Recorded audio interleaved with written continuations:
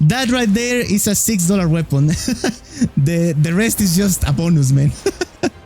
Wow. The Mira Greatsword is a Dark Souls 2 weapon also featured in Dark Souls 3 as the Hollow Slayer Greatsword. This weapon is about to be featured in the upcoming Elden Ring Tarnished Edition and Tarnished Pack DLC. I don't know yet if it's gonna be named exactly like that, but I am completely sure it's the same weapon. You don't have to be a genius to know that. In addition, this character right here looks exactly like Leothiel of Mira, so yeah. The new Elden Ring patch 1.17 is about to be released today, exactly a day prior to the actual game. According to what they say, this is a balanced update, so we must be expecting changes for gameplay in general. But thankfully, in this Japanese YouTube channel, we can already see what I consider to be the most interesting new feature of the Tarnished edition, the Hollow Slayer Greatsword in action. I know it's a Greatsword because of its moveset, the same than the Knight's Greatsword. I'm actually pretty sure the Knight's Greatsword moveset comes from the Mira Greatsword of Dark Souls 2. Anyways, I know the new starting classes are really exciting as well, but to me starting classes tend to lose relevance as you progress through the game. But if you want to see the full gameplay video and more details about this,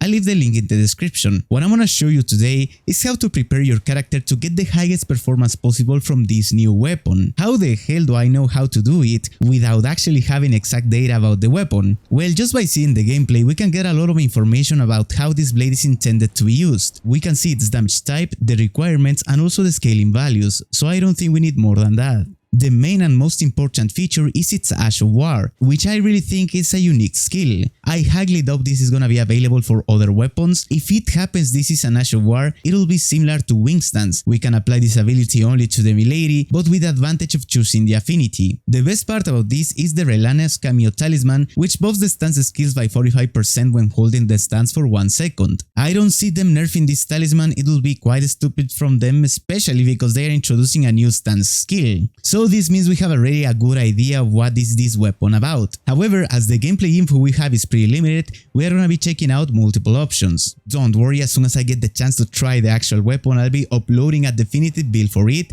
but in the meantime, I can guarantee you this will be a great starting point. So let's get straight into it. So this weapon needs 30 on strength and 26 on dexterity. Just by these requirements I can tell this weapon is a dexterity weapon. But now if we pay attention to the scaling values of this weapon only on +6, we can see the dexterity scaling is much better than strength. We can also see this weapon is dealing only physical damage, so we don't have to worry about elemental damage buffs or something more niche. I don't know yet if this weapon is gonna be infusible or something like that. I really don't think so by seeing this, because the AR looks quite decent at +6, and because the stats of our friend V are kind of low. He has only 32 dexterity, 23 strength, so I can tell the approach here is very balanced. He's not really going for something specific. He has high vigor, that is the only stat that we can see here in high levels, but I notice a very decent AR in a weapon that is not fully upgraded. So I imagine once the weapon is on +10, it's gonna be scaling A on dexterity and it's gonna remain D on strength. So maybe if we are going to higher levels, we can take that dexterity up to 60, 70 and then start leveling up strength. But for the most part, this is a dexterity weapon that deals only physical damage, doesn't have any elemental damage, and it doesn't have any passive status effect build up. Just by having this information, we know a lot about the weapon already, and we can perfectly craft a build for it. Sadly, as I don't have the game yet, we are gonna have to improvise and try with a weapon that has similar damage values and similar scaling values to this one, while using a stance skill,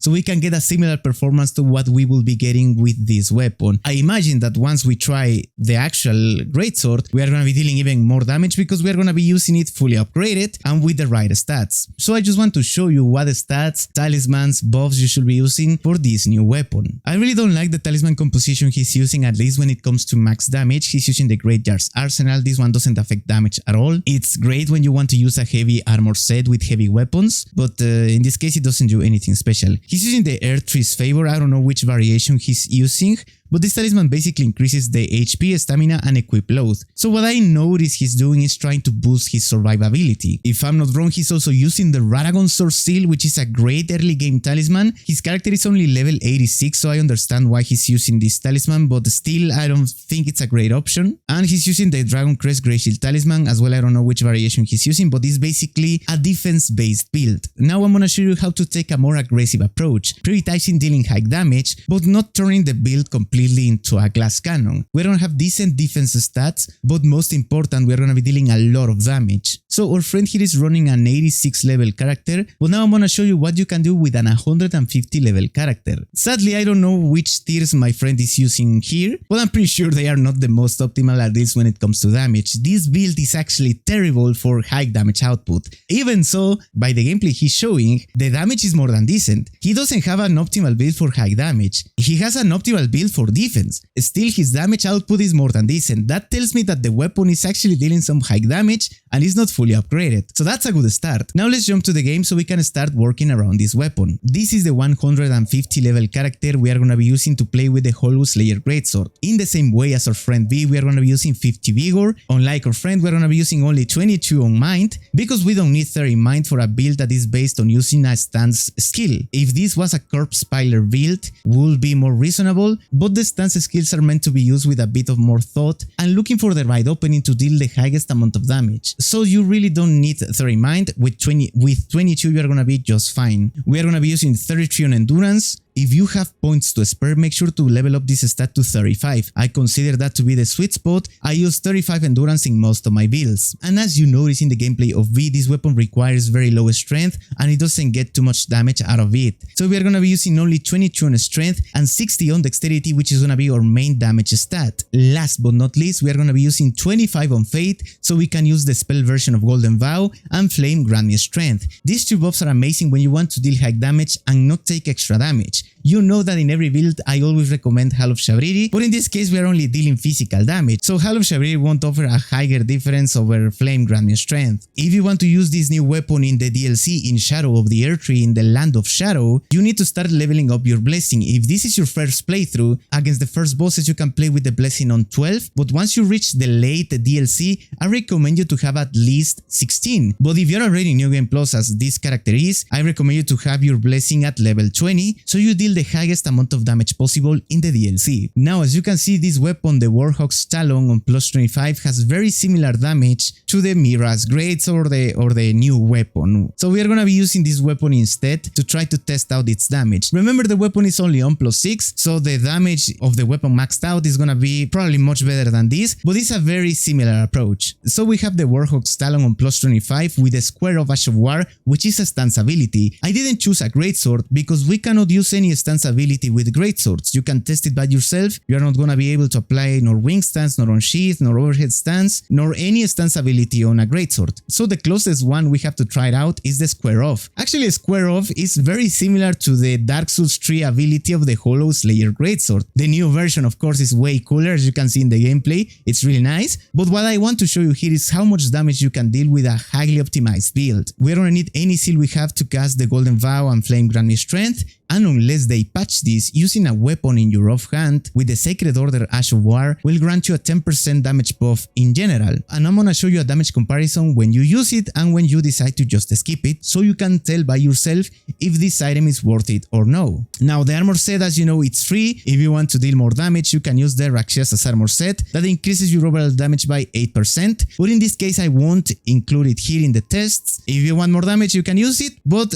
I'm gonna show you like a more basic approach, and then you can push further if you have more knowledge about the game. The best talismans we can use for this build is the Shard of Alexander for 15% more damage when using abilities. If it's your first playthrough, the best one you can get is the Warrior Jar Shard. This one is going to increase your skill damage by 10%, and it can be obtained much earlier. We are going to use the Relana's Cameo to boost the damage of the stance skills by 45% when we hold a second before attacking. If you don't want to use the weapon with Sacred Order, you can use the Two-Handed Sword Talisman. This one will increase your overall damage when two-handing your weapon, but it's a DLC item. And if you two-hand your main weapon, you're gonna be losing this damage buff. As I said, it's optional, so that's why I'm mentioning this talisman. It's 15% more damage for your entire moveset, but it won't affect the skill. And as the new ability has a piercing animation at the end, I recommend you to have the Spirit Talisman, which is gonna increase your damage after dealing a piercing counterattack. The counterattacks occur when you attack an enemy with a piercing animation while the enemy is performing an attack animation. Just by doing that, we deal 35% more damage, and with this talisman equipped, we boost that all the way up to 50% more damage. I wasn't able to see which tiers our friend V was using in its character, but I highly recommend you to use the Blood-Sucking Crack tier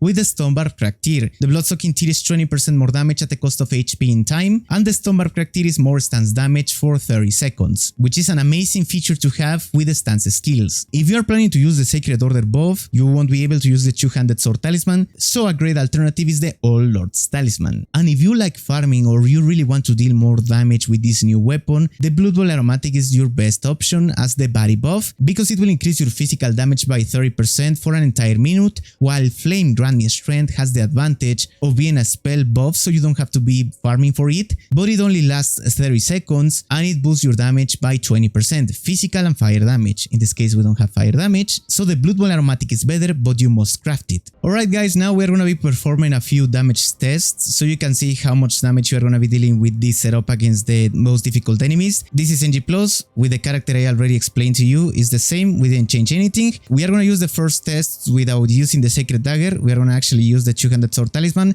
Keep in mind this one doesn't affect the skills, so this one only affects the moveset of the weapon. It's gonna be good with the new weapon, but with this one it's a straight sword, so I'm not gonna even test it. I just want to show you the damage of the skill with this equipment. Now before I start buffing, I want you to pay attention to how fast the buff is activated. It's really not holding too much. As you can see, it really activates quite fast. And we have two variations of this skill. I imagine we're gonna have two variations as well for the new ability. I don't know how good is gonna be the light input for the new one, but in this case, just go with the heavy input. This heavy attack is actually the same animation of the Hollow Slayer Greatsword in Dark Souls 3. So the setup is pretty simple. We use first Golden Vow, then we cast Flame Granny Strength, and last we use the Physic Flask, because we are using the Stonebarb Crack tier. So we want to have its effect active as much as possible. Now we hold the skill for a little bit of time, and then we deal our hit. As you can see, it's 2k damage, almost 3k. I mean, it's pretty solid. Obviously, it's gonna be better with the actual weapon. But we are dealing much better damage numbers what we were seeing in the gameplay of our friend. And keep in mind, we are also in UN+. Let's make a new test, now with the Sacred Order buff active. Now, instead of using the Two-Handed Sword Talisman, we'll use the All Lord's Talisman, and we will add the Sacred Order buff to the formula. So the process will look like this. First, we're gonna use Golden Vow. Then we're gonna two-hand or left-hand weapon to cast Sacred Order because it lasts a lot of time. Then we're gonna use Flame Granny Strength. And last but not least, we use our Flask of Wondrous Physic. So now we can attack our target, and let's compare our damage. Now, if we two-hand the weapon, we lose the buff, so don't do that. And check that out, it's 3162, much better than the previous one. And we still deal a crazy amount of stance damage. Obviously, with the actual weapon, this damage is gonna be even better. And it can be better if you level up your dexterity much more. But this is just a very standard character, the stats are the same, I didn't change anything. You can see the Sacred Order buff is active. Unless they patch this today, it's gonna be fantastic for the rest of your playthroughs, you know? Alright guys, now the process is gonna be the same, but instead of using Flame Granny Strength, we're gonna use Blood Bowl Aromatic. It's basically just changing the body buff. So you're gonna notice a massive damage increase just because of this little factor. But I know crafting the Blood Bowl Aromatic can be quite tedious, so it's up to you. I'm just here just to show you why it's that good. Yeah, as you can see, we deal a tremendous amount of damage, and it's the same setup, guys. It's exactly the same setup, but with slight changes, you know, same stats, same everything, but our damage is just better by default.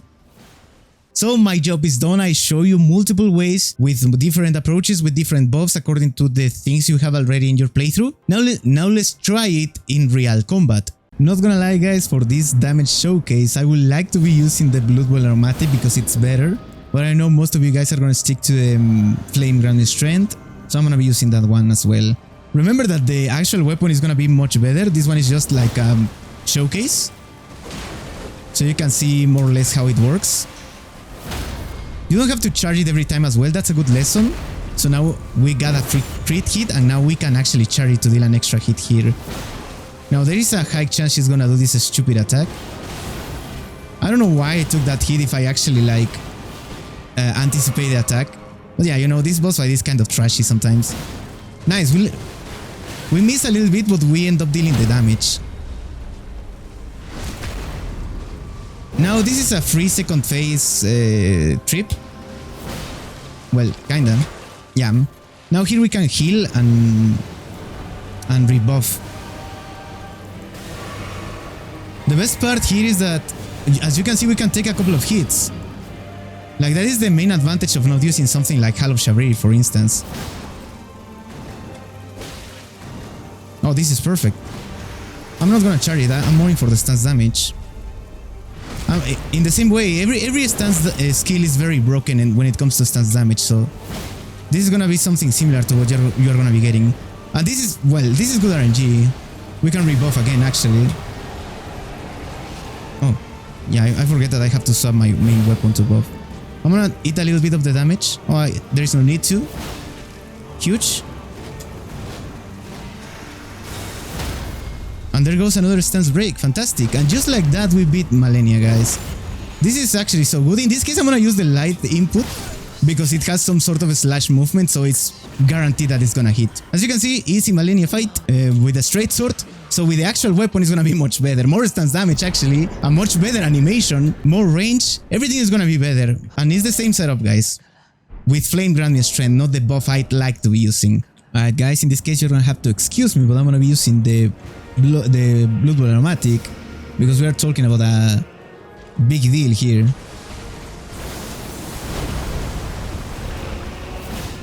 I'm gonna take that hit. Is actually not that bad. And the fact that we can take hits here is actually insane. No, this guy is just... Okay, this is actually not that bad. We can heal here. So that's nice. The problem is that all the stance damage we dealt is gone now. Okay, maybe not.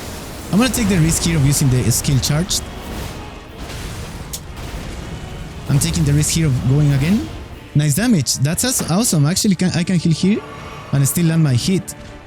Never mind. This guy's an actual imbecile, bro. He might break here, dude. Oh, he's a coward. He was about to break there. That's why he ran away. Huge. That's amazing. The fact that we managed to land that hit is perfect. Now he might break. Yeah. I hate when the bosses do this kind of BS crap with the RNG.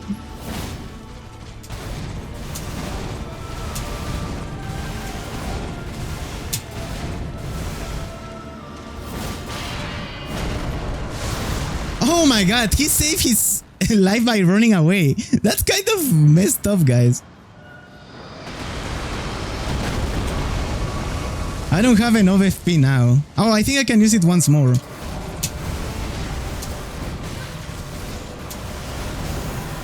All good, guys. I took a couple of hits, but this was not a no-hit run. As you can see, the stance skills are very useful. This is actually a very shitty build compared to the builds I like to craft, but the idea that I wanna share with you is that what they are gonna drop in tomorrow is gonna be a big deal. GG's, guys. I'll see you in the next one.